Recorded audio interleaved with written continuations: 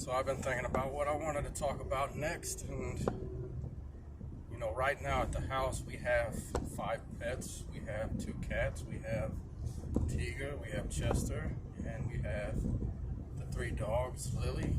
We have Sweet Pea, and we have Molly. So Tiga is about 16 years old. Chester's probably at least 10. No, he's got to be older than that. But Tiga is black. Chester's kind of a creamy tabby. Lily, we've had her since 2012. She's some type of American Staffordshire mix, not really sure.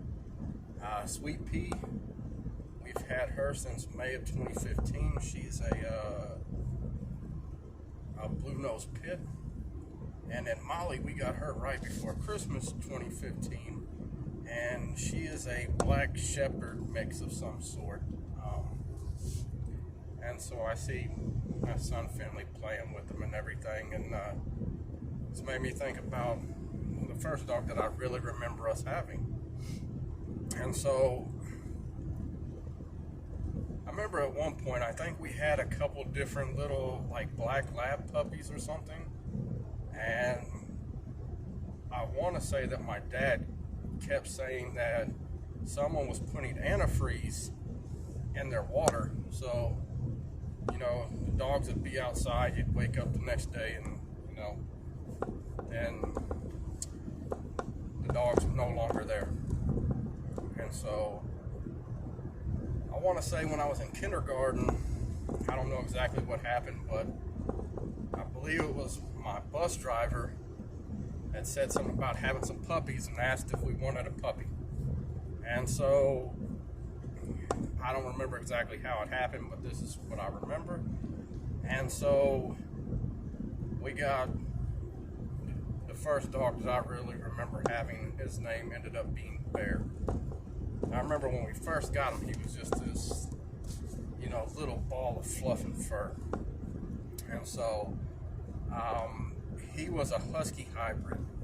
So if I'm not mistaken, his mom was Alaskan Malamute Husky and his dad was a Timberwolf. And so he ended up being a pretty large dog, but because, like I said, we had issues with dogs, and like I said, my dad's saying that someone had put antifreeze in their water and killed them. For about the first 6-8 months or so, we didn't let Bear outside unless we took him outside. And at that point, he was becoming a bigger dog, And so he looked just like huskies that you see on TV and everything like that. He was the gray and the white, and he had just the prettiest blue eyes. And we had him for a few years, and then something happened, and we moved, and we ended up giving him to my grandparents that lived right next door because we couldn't have him. But I remember as we were younger, I always thought huskies were just these big dogs like him, because you hear about like sled dogs and pulling in Alaska and all this stuff like that. So I just thought that they were, pretty big sized dogs. I didn't learn till later that, the hybrid, which is what he was, tends to be about twice the size of a regular husky. But when we were younger, this is back 80, so we kept him on a chain. We didn't have a fenced-in yard for him to run around on and stuff, and this is Illinois and everything. But we would go to where he was and climb up on his back and hold onto his collar and ride him around like a horse and everything like that. And I remember that, so I talk about him being a big dog. When he got fully grown, he could put his paws on the shoulder of someone that was 6'3" and stare him directly in the eyes. And we weren't able to walk him or anything like that. He was just too big. He was never aggressive with us. And you always have to worry about that with hybrids and stuff. But you know, we couldn't walk him because we had nothing to be able to walk him. And this was years ago, and you really didn't think of stuff like that. But I remember one time, my Uncle Richard, and before I go any farther, I got to talk about my Uncle Richard a little bit. So if you look at the men in my family, you know, most somewhere between about, well, my older brother's like 5'6", and I think the tallest is about 6 foot something, you know, about 6 foot. And most are pretty much all over 200 pounds. I think my Uncle Richard was about 5'8", 5'10", and probably about 450 pounds when he died. And like, the thing about it is, yeah, he was a big, heavy-set guy, but he was strong. He had this little Chevy Love pickup, which, if you've never seen it, you know, just a little tiny pickup. And he was working on the engine one day, and he needed to take the engine out. And instead of using a hoist or anything like that, he just like undid the bolts and picked the engine up and just carried it over to this table and started doing the work that he needed to do on the engine. So like I said, my Uncle Richard was not a small guy. Like I said, probably 5'8", 5'10", and about 450 pounds. And so I remember one day he decided that he was going to try to take Bear for a walk. And it didn't go too well for him. So behind the house there was this, I guess it'd be like a pathway in between the houses. It wasn't like an alley. You can't really call it an alley, but there was like a spot where you could see at one point there might have been, you know, gravel or something there so that the cars could go in between the houses. None of the yards had fences or anything like that. And so he gets over to that area, and something happened, and Bear just took off. And Uncle Richard tried to keep up. I think he made it about 6 or 8 steps, and he fell down, and he was still holding on to the chain, and he got drug about 6 or 8 feet before he let go.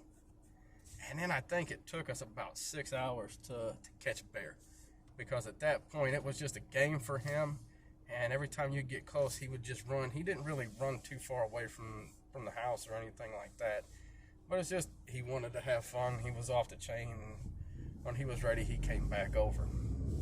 And so at one point, like I said, I pretty much had to give Bear to my grandparents because we were no longer able to have him. We moved around a few times. We ended up moving to Arkansas at one point from Illinois, and so we were renting houses and couldn't have them. And so I remember at one point when my parents got a divorce, we moved with my dad from Arkansas back to Illinois, and we lived with my grandparents for a little bit, and we moved into another house, and Bear was over there, and he got parvo, which, you know, parvo, there's really nothing that you can do. It's just a disease that dogs get, and he actually made it through it. But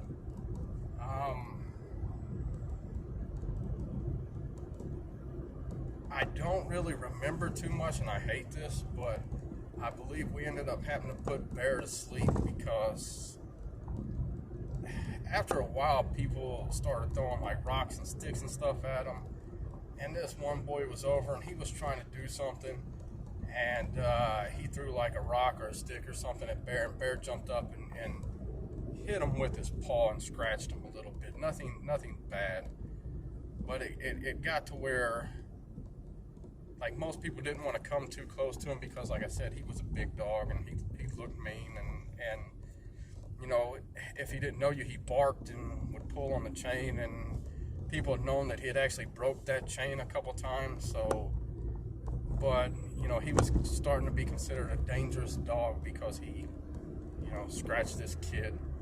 And I think it happened like one more time, and after that, they ended up having to put him to sleep. And it's one of those things that I've always wanted to have another husky.